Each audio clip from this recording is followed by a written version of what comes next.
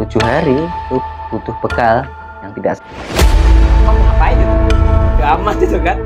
Kita kan mikir kerjaannya, bukan lagi. Rasulullah Shallallahu Alaihi Wasallam memberikan penjelasan kepada kita bahwa Takarub mencoba untuk menjalani kehidupan sebagai seorang muslim.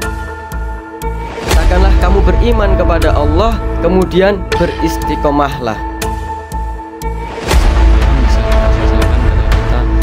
Faknya konsekuensinya sangat sama. Utsman bin Affan itu sudah dirinci. bagaimana seorang muslim itu harus memiliki sebuah keyakinan. Assalamualaikum warahmatullahi wabarakatuh. Pemirsa yang budiman, alhamdulillah kita sudah masuk di bulan Rajab. Bulan Rajab atau kalau di Jawa bulan Rejab. Bulan dimana salah satu bulan suci dalam kalender Hijriah. Di bulan ini ada sebuah peristiwa penting ya. Sebuah peristiwa penting di mana Rasulullah pada waktu itu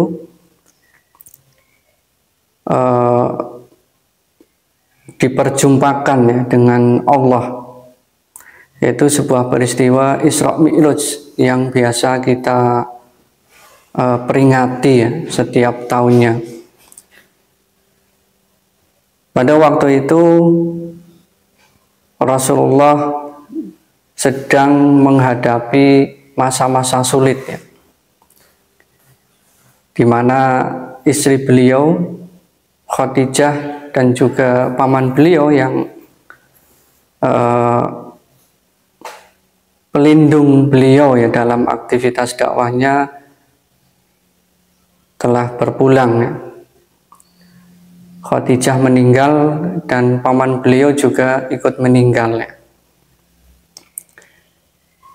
Nah, peristiwa Isra Mi'raj ini sebenarnya adalah penguat ya, penguat atau dalam istilah lain merupakan hiburan ya kepada Rasulullah agar beliau tetap bersemangat untuk berdakwah ya, mendakwakan Islam yang pada waktu itu sedang mengalami halangan ya, tantangan dakwah semakin besar, penghalang-penghalang dakwah juga semakin berani kepada Rasulullah. Karena apa? Karena pelindung beliau yaitu paman beliau dan juga penguat beliau, istrinya Khadijah, sudah meninggal.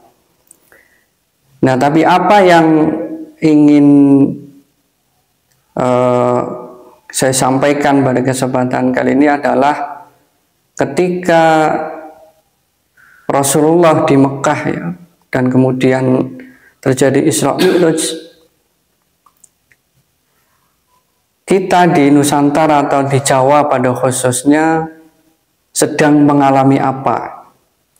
Ya tentunya di Jawa ya, itu Islam atau dakwah Islam belum masuk ke sini. Pada waktu itu kita di Jawa itu ada kekuatan besar ya, yaitu kerajaan Kalingga pada waktu yang berkuasa. Kemudian di Sumatera, di Palembang ada kekuasaan Sriwijaya. Kemudian di Jawa bagian barat ada Tarumanegara. Tapi beberapa tahun kemudian setelah peristiwa Isra Mi'raj, kemudian juga Rasulullah bersama dengan para sahabat hijrah ke Madinah, hanya butuh beberapa tahun. Kemudian pada waktu itu Khalifah Utsman bin Affan ya, jadi khalifah ketiga Khulafaur Rasyidin, kemudian beliau melakukan apa yang telah diwariskan oleh baginda Rasulullah Shallallahu Alaihi Wasallam, yaitu berdakwah. Dan ternyata dakwah itu telah sampai ke wilayah Nusantara. Itu bisa kita lihat catatan dari para pengelana Cina ya, dari dinasti Tang, itu tercatat jelas bahwa pada masa Khalifah Utsman bin Affan, orang-orang Arab yang tentunya adalah mereka orang-orang Muslim itu sudah berada di pantai utara Jawa, khususnya di Kalingga pada waktu itu, yang mereka ingin melakukan kontak dengan penguasa Cina atau dinasti Tang, dan kemudian para orang-orang Arab ini, orang-orang Islam ini yang disebutnya sebagai Tasi, orang-orang Tasi, mereka sudah berada di Kalingga atau di pantai utara Jawa pada waktu itu. Nah, mereka punya tujuan yaitu ingin berdakwah. Mereka melakukan observasi lapangan, mereka melakukan atau mengumpulkan informasi sebanyak-banyaknya pada waktu itu. Dan mereka mendapati bahwa penguasa Kalingga pada waktu itu, yaitu Ratu Sima, itu ternyata memerintah dengan sangat adil kepada rakyatnya, seperti itu. Akhirnya mereka berkesimpulan bahwa untuk menyebarkan Islam ke Pulau Jawa itu tidak dengan futuhat atau penaklukan, tapi harus dengan dakwah. Karena apa? Karena melihat bahwa pemerintahan yang sangat adil pada waktu itu yang diperintah oleh Ratu Sima itu, seandainya Islam masuk dengan cara futuhat, maka justru akan kontraproduktif ya dengan dakwah Islam itu sendiri.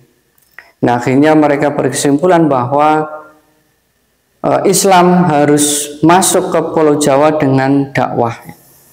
Dan kemudian dimulailah dakwah yang dilakukan oleh orang-orang Islam yang pada waktu itu mereka juga sambil berdagang, kemudian juga membawa para ulama, walaupun kita tidak tahu ya, tidak ada catatan yang jelas siapa orang-orang Muslim yang pada awal dahulu kala itu mereka untuk pertama kalinya datang ke Pulau Jawa untuk menyebarkan Islam, untuk menyebarkan risalah Islam kepada penduduk Jawa. Dan itu berlangsung sampai berabad-abad. Itu bisa kita lihat dari catatan berbagai para pengelana ya.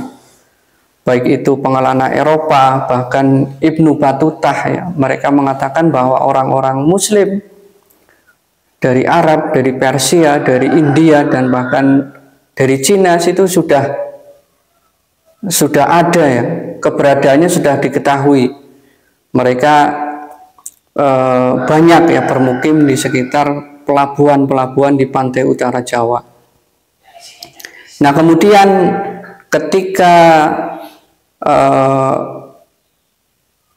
dakwah yang mereka lakukan memang belum, kalau bisa dibilang tidak terlalu sukses ya.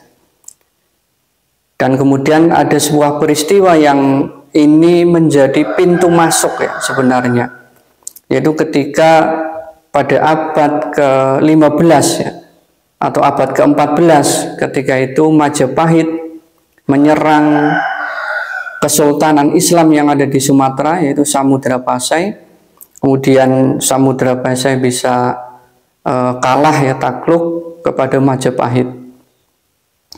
Tapi kemudian oleh Samudra Pasai mereka membalas penaklukan Majapahit itu justru dengan dakwah ya.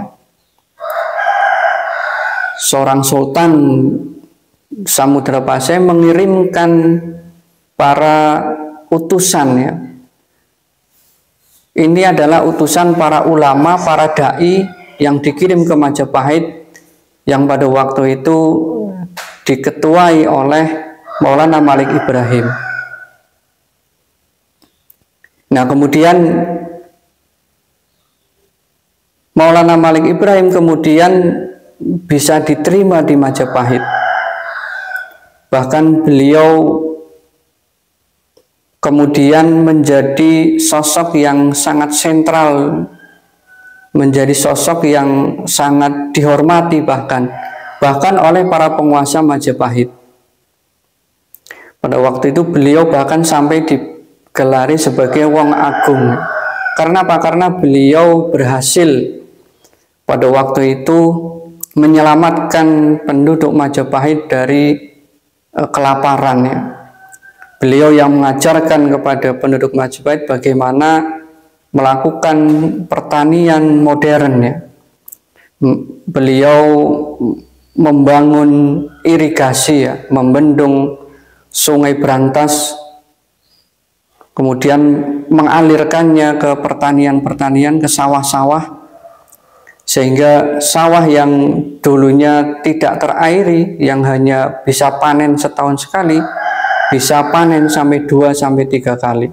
Dan ini menyelamatkan penduduk Majapahit. Karena apa? Karena pada waktu itu terjadi perselisihan ya, atau perang saudara di Majapahit. Itu apa yang kita kenal sebagai perang Paregreg. Jadi pada waktu itu penduduknya, rakyatnya itu, rakyat Majapahit terlantar. Nah, kemudian beliau dengan usaha dakwahnya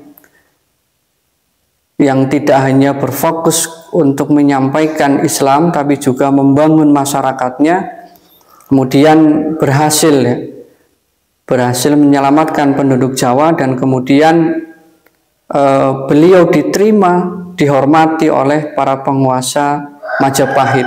Akhirnya keberadaan beliau tidak diusik, bahkan beliau mendapatkan tempat yang mulia di mata para penguasa Majapahit pada waktu itu.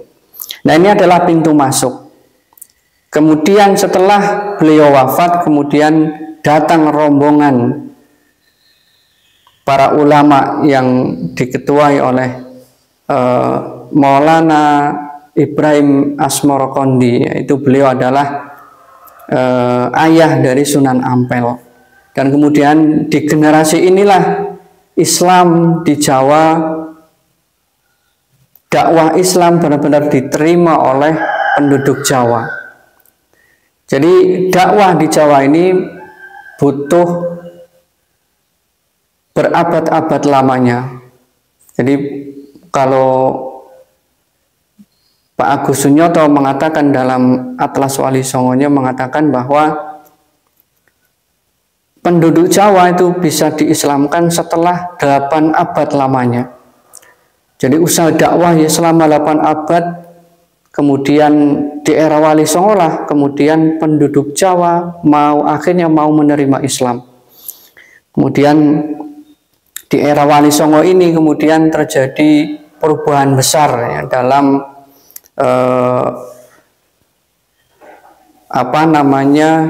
situasi dakwah pada waktu itu. Akhirnya mereka, para penduduk Jawa ini berbondong-bondong masuk Islam. Karena apa? Karena Wali Songo ini mereka dakwah dengan cara yang sistematis, dengan cara yang terkoordinir dengan baik. Dan akhirnya orang-orang Jawa akhirnya mengenal apa itu Islam yang sebenarnya, seperti itu.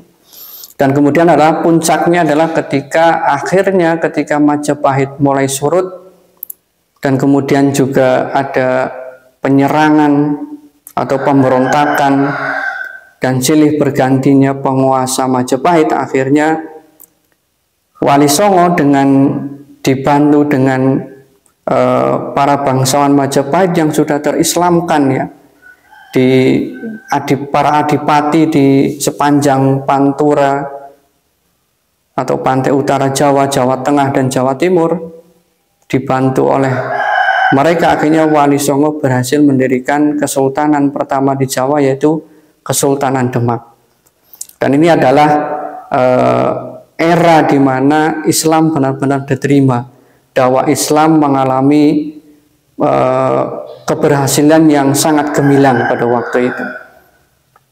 Nah, pemirsa yang budiman, ini adalah dakwah Islam mengalami kesuksesan besar. Dan seperti apa yang diungkapkan oleh Wycliffe, bahwa Islam atau dakwah Islam adalah bukan sebuah peristiwa, tapi adalah sebuah proses yang sampai saat ini masih berproses.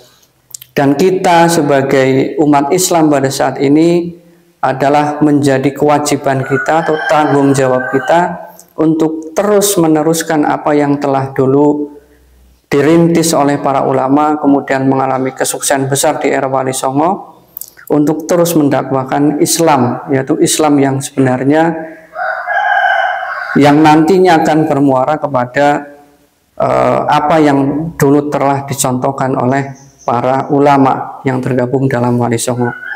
Baik, itu yang bisa saya sampaikan. Semoga kita bisa meneruskan apa yang pernah dilakukan oleh para ulama, para wali di tanah Jawa ini. Kurang lebihnya mohon maaf. Wassalamualaikum warahmatullahi wabarakatuh.